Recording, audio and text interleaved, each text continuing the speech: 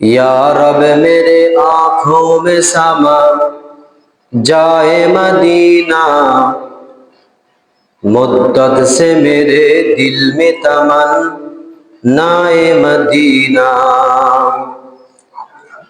मुद्दत से मेरे दिल में तमन्नाए मदीना। मैं दूर हो मजबूर हो ऐ सैयद आलम, मैं दूर हो मजबूर हो ऐ सैयद आलम, दीदार दिखाते नहीं आवाज सुना दो, दीदार दिखाते नहीं आवाज सुना दो। ऐ बहर करम सदका हुसैन बिन अली का, ऐ बहर करम सदका हुसैन बिन अली का, प्यासा हो मुझे शरबत दी दार पिला दो, प्यासा हो मुझे शरबत दी दार पिला दो। कातिब से मेरे, कातिब से मेरे नामाए अमाल मंगा कर, कातिब से मेरे नामाए अमाल मंगा कर, जितने भी अमल जिसते हैं उन सबको मिटा दो, जितने भी अमल जिसते हैं उन सबको मिटा दो। जिन लोगों को कहलाते हैं सग तेरे गली का, जिन लोगों को कहलाते हैं सग तेरे गली का, उन लोगों को दफ्तर में मेरा नाम लिखा दो, उन लोगों के दफ्तर में मेरा नाम लिखा दो। रुखसार से बरक़ा का ज़रा पर्दा उठा दो, रुखसार से बरक़ा का ज़रा पर्दा उठा दो। लिल्लाहि मुझे हुस्न खुदा दाद दिखा दो, लिल्लाहि मुझे हुस्न खुदा दाद दिखा दो। कुदरत का तमाम, कुदरत का तमाशा है मदीना की गली में, कुदरत का तमाशा है मदीना की गली में, जन्नत का नमूना है मदीना की गली में, जन्नत का नमूना है मदीना की गली में। अल्लाह को मालूम है क्या नूर खुदाई, अल्लाह को मालूम है क्या नूर खुदाई, हर वक्त चमकता है मदीना की गली में, हर वक्त चमकता है मदीना की गली में। আল্লাহ তাআলা পবিত্র কোরআনের অন্য একটি আয়াতে ইরশাদ করেছেন, ওয়ামান আহসানু কওলান মিম্মান দাআ ইলাল্লাহ ওয়া আমিলা সালিহান وقال إنني من المسلمين।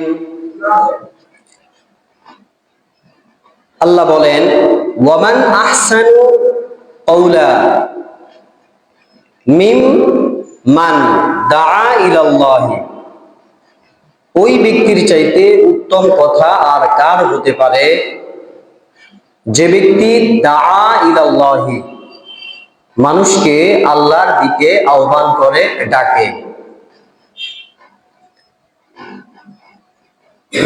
ওয়া আমিলা সলিহা, এবং সে নিজে নেক কাজ করে, সৎ কাজ করে।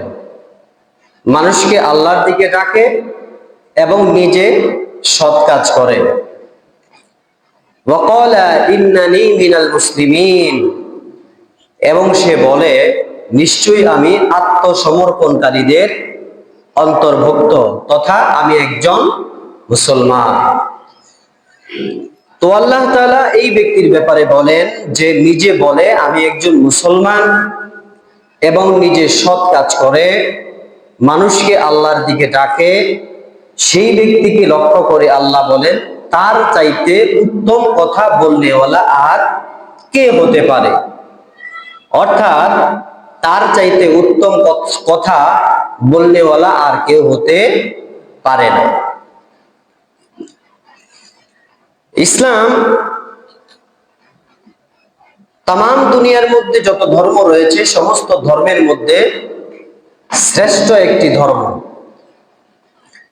হাদিসে পাকের মধ্যে এসেছে, বিশ্বনবী সাল্লাল্লাহু আলাইহি ওয়াসাল্লাম বলেছেন, ক্বাদ আফলাহা মান আসলামা ওয়া রুযিকা কাফাফান ক্বান্নাআহু আল্লাহু বিমা আতাহু। সেই ব্যক্তি সফল যে ইসলাম গ্রহণ করেছে এবং পরিমাণ মতো তার রিজিক মিলিয়াছে, আল্লাহর পক্ষ থেকে যাই তার নিকট এসেছে তাহার উপর সে সন্তুষ্টি প্রকাশ করেছে। তো এখানে আল্লাহ তাআলা রাসূল সাল্লাল্লাহু আলাইহি ওয়াসাল্লামের মুখ নিঃসৃত যে বাণী, সেটা হলো সে মুসলমান হয়েছে এবং আল্লাহ প্রদত্ত যাই তার নিকট এসেছে তার উপর সে সন্তুষ্ট হয়েছে, সে ব্যক্তি সফল কাম হয়ে গেছে।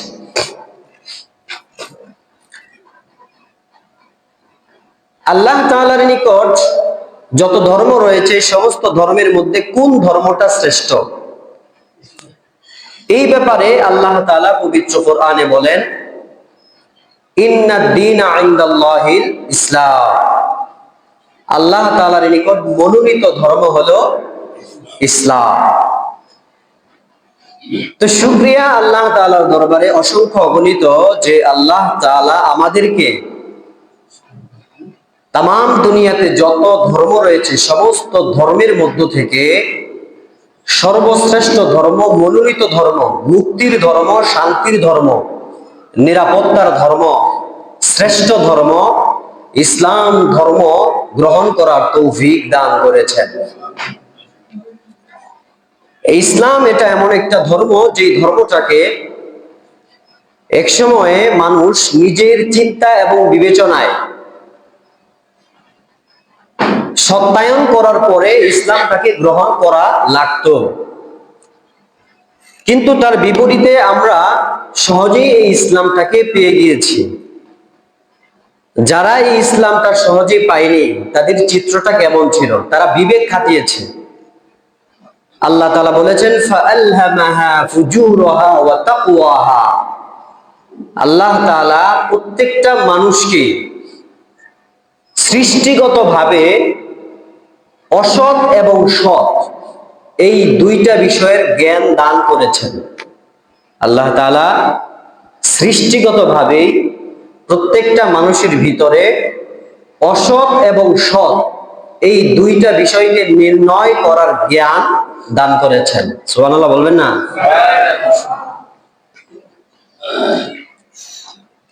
মুসলমান বন্ধু আমার, একবার ইয়ামান থেকে একজন সর্দার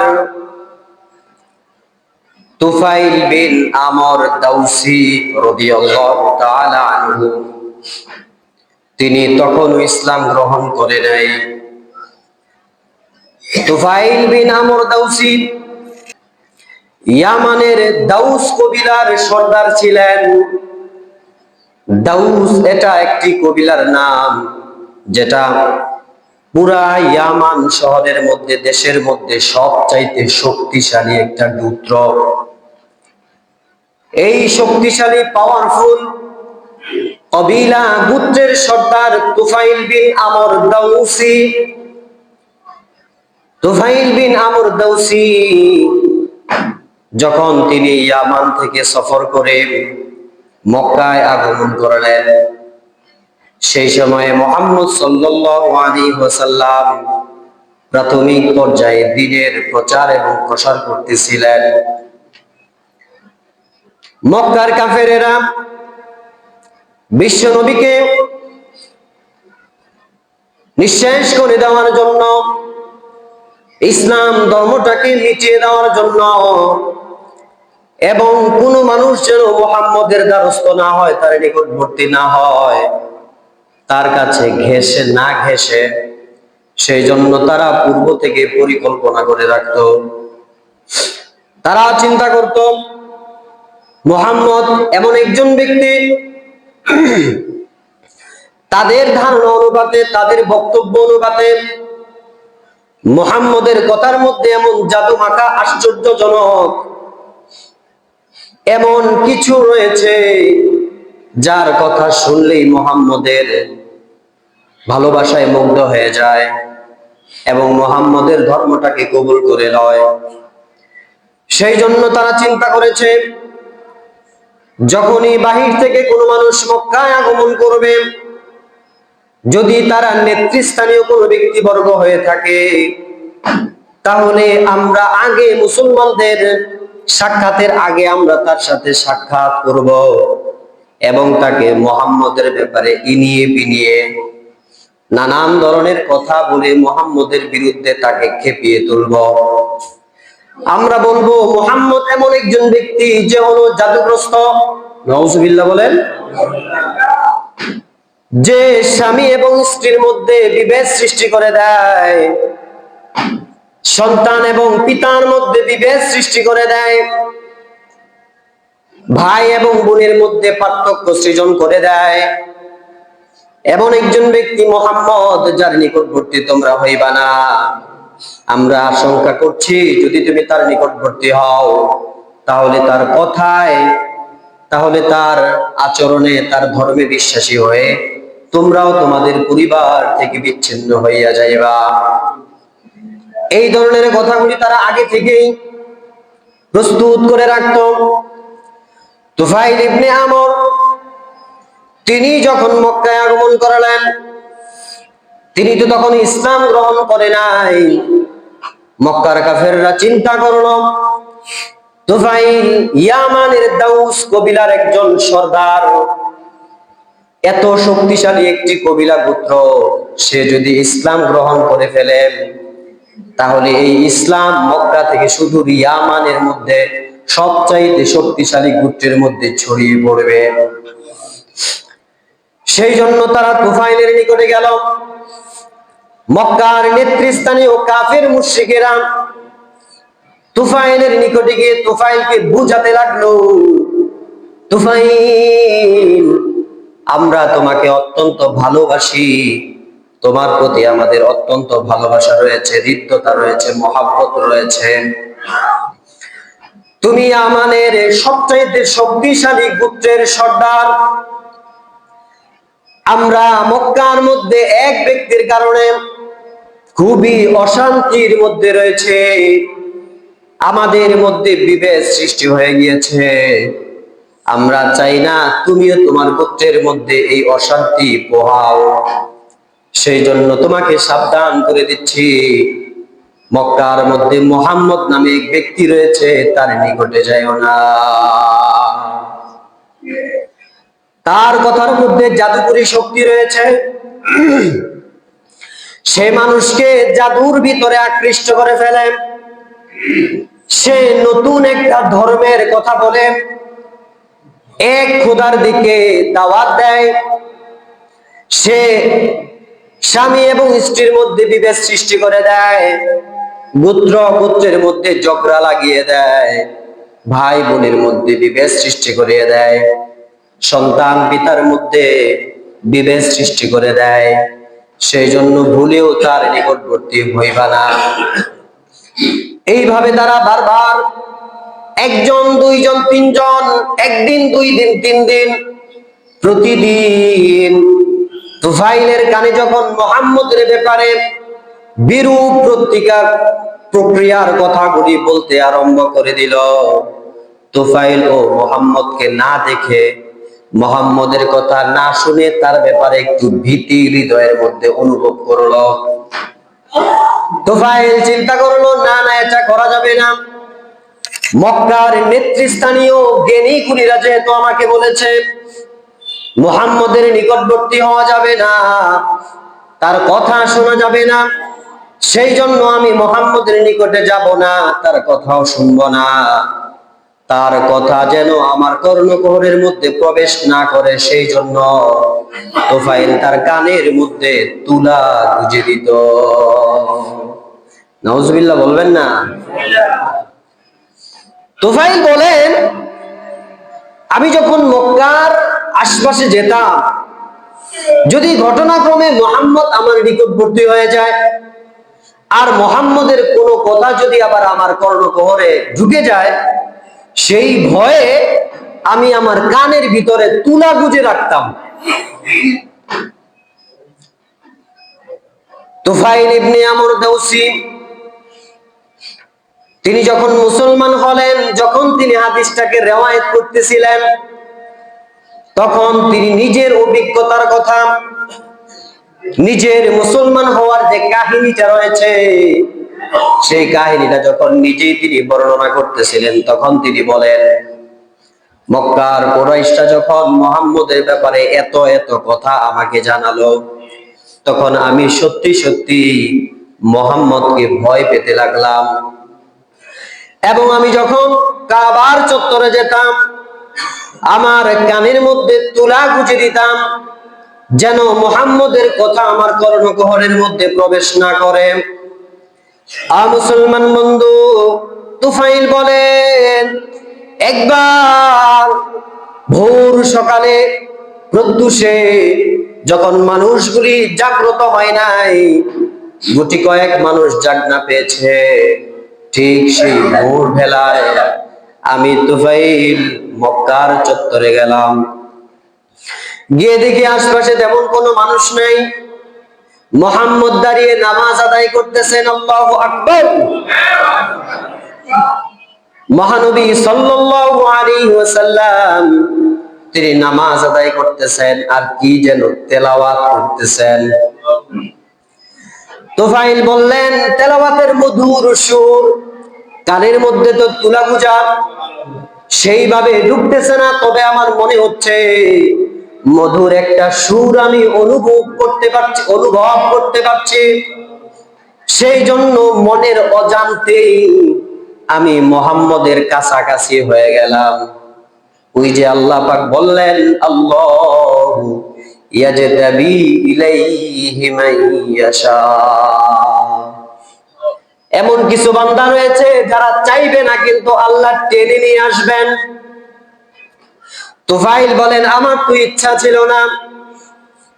ইচ্ছা অনীহাটা কি পর্যায়ে ছিল যে আমি কানের মধ্যে তুলা গুজে রাখতাম, কিন্তু আমি সেই প্রত্যুষে সকালবেলা আমার ইচ্ছা নাই তার কথা শুনবো, তার তেলাওয়াত শুনবো, কিন্তু রব্বুল আলামিনের ইচ্ছা ছিল, সেই জন্য তিনি আমাকে টেনে মুহাম্মদের নিকটবর্তী করে দিল। গিয়ে দাঁড়িয়ে গেলাম, মুহাম্মদের কাছে দাঁড়িয়ে গেলাম, গিয়ে দেখি তিনি নামাজ পড়তেছেন আর সুন্দর মধুর সুরে তিলাওয়াত করতেছেন। আমি আমার কানের তুলাগুলি খুলে ফেললাম, তার তিলাওয়াত গুলি আমি শুনলাম, আমার কাছে খুব ভালো লাগলো। আরে এত সুন্দর মধুর বাণী আমি তো আর কখনো শুনি নাই, এত সুন্দর তিলাওয়াত, এত সুন্দর কথা আমি তো কখনোই শুনি নাই। মুসলমান বন্ধু, বুঝতে হবে তুফাইল স্বাভাবিকভাবে তিনি একজন বুদ্ধিমত্তা সম্পন্ন ব্যক্তি ছিলেন এবং তিনি একজন উচ্চ মানের কবিও ছিলেন, সাহিত্যিক ছিলেন। এই তুফাইল তিনি নিজে বুঝেন কোন ভাষাটা কেমন। শিক্ষিত মানুষ, তিনি চিন্তা করলেন রব্বুল আলামিন তো আমাকে জ্ঞান দান করেছেন, কুরাইশের লোকদের কথার কারণে আমি মুহাম্মদের নিকটবর্তীতে এতক্ষণ পর্যন্ত হই নাই। নিজের কানে আমি যে বাক্যগুলি শুনলাম, বাক্যগুলি তো আমার নিকট পছন্দ হয়েছে, আমার কাছে ভালো লেগেছে।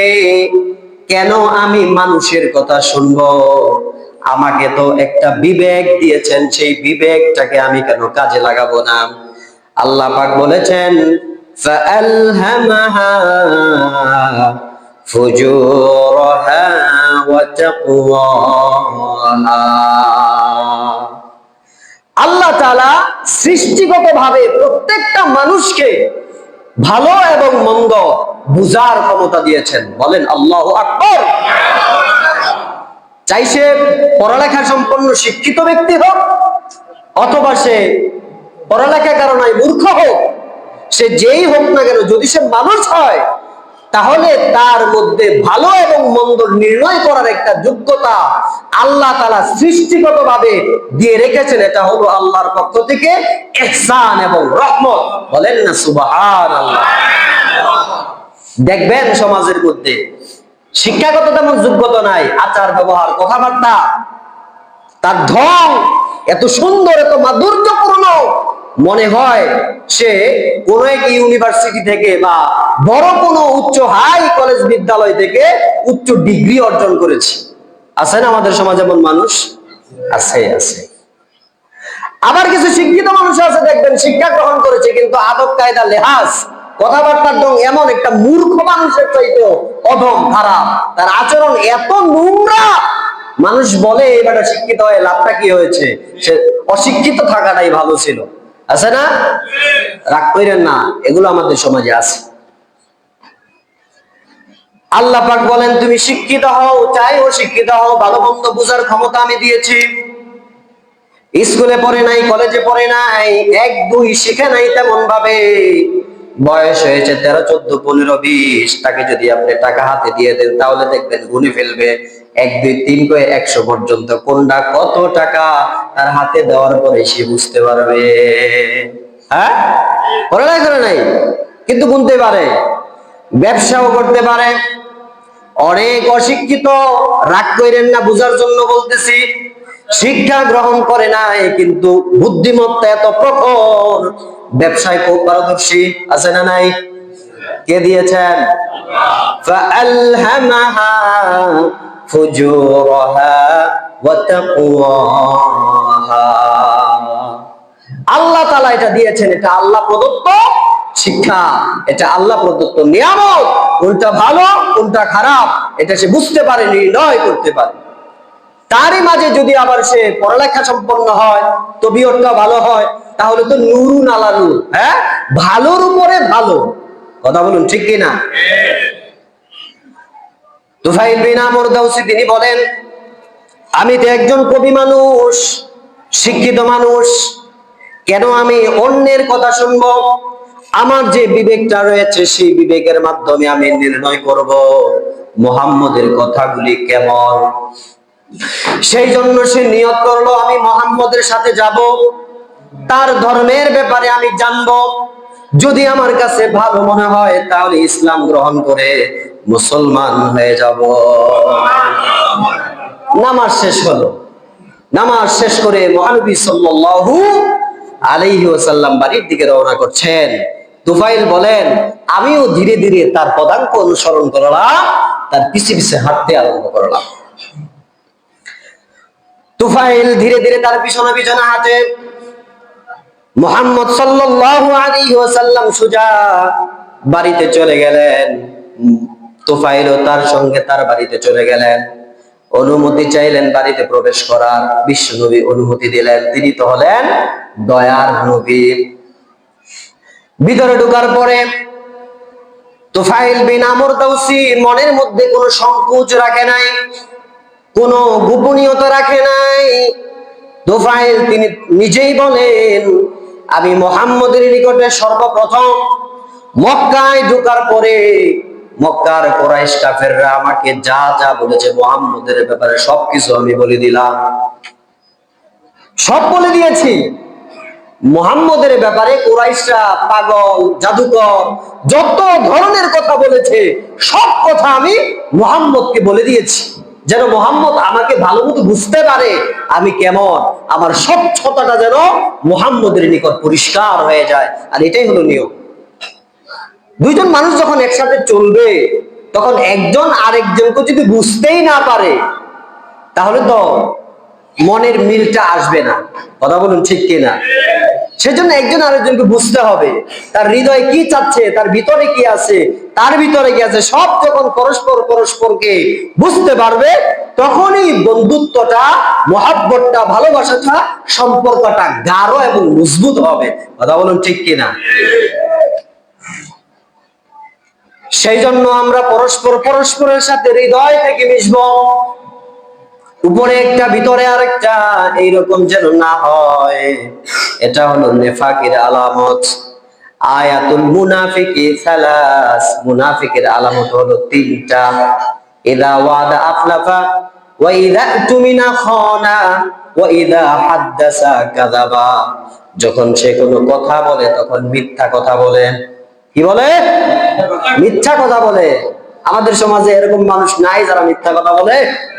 আল্লাহ, আমরা সবাই তো টুকটাক মিথ্যা কথা বলি না? আল্লাহ তাআলা হেফাজত করুন, বলেন আমিন। মিথ্যা বলা যাবে না, মিথ্যার ধারে কাছেও যাওয়া যাবে না। যে মিথ্যা কথা বলবে বিশ্বনবী বলেন সে হলো মুনাফিক। আর একজন মুনাফিকের ঠিকানা হলো জাহান্নামের সবচাইতে নিম্ন স্তর। চিৎকার দিয়ে বলেন নাউযুবিল্লাহ।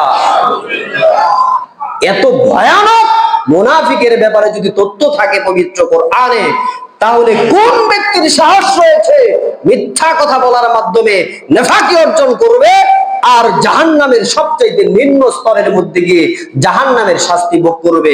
এই রকম সাহস ক্ষমতা কারো থাকতে পারে? পারে না। বুঝতে হবে, চিন্তা করতে হবে, ফিকির করতে হবে। আবার একটা মিথ্যায় যদি আমি মুনাফিক হয়ে যাই তাহলে তো আমার মৃত্যুর পরে আমাকে জাহান্নামের একেবারে নিম্ন স্তরের মধ্যে স্থান দিয়ে দিবেন।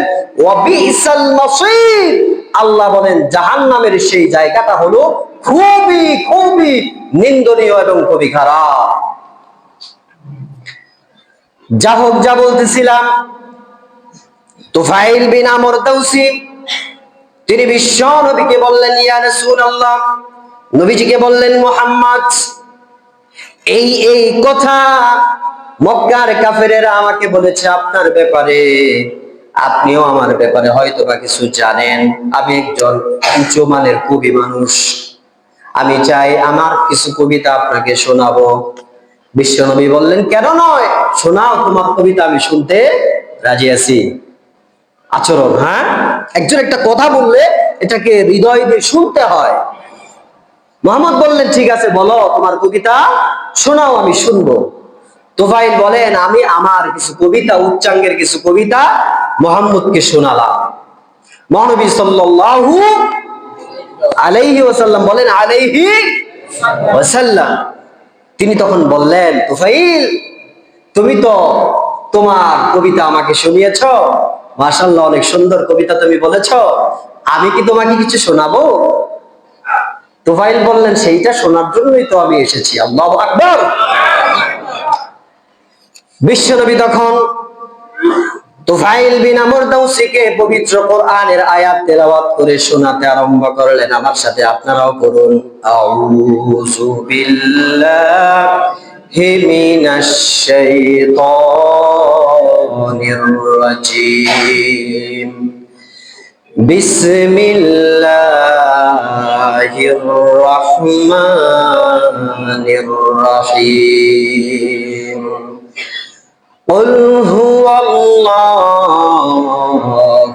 أحد الله الصمد لم يلد ولم يولد ولم يكن له كفوا أحد। সূরা পড়েন, বিসমিল্লাহির রহমানির রহিম قل أعوذ برب الفلق من شر ما خلق ومن شر غاسق إذا وقب ومن شر النفاثات في العقد ومن شر حاسد إذا حسد بسم الله